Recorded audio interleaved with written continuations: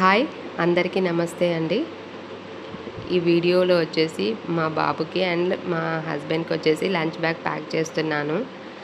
డబ్బుకి ఇచ్చిన వాల్యూ అనేది ఈ సొసైటీలో మనుషులకైతే ఇవ్వరండి. ఎందుకంటే డబ్బే ఇంపార్టెంట్ ఎవరికన్నా. కానీ కొంతమంది చెప్తారు డబ్బులది ఏముందిరా, ఈరోజు కాకపోతే రేపన్నా సంపాదించుకోవచ్చు, మనకి మంచి అనేది మనతో ఉండాలి చివరి వరకు కూడా. ఆ మంచి ఉంటేనే రేపు పొద్దున చనిపోయినప్పుడు ఒక 10 మంది వచ్చి మనల్ని చూస్తారనేది.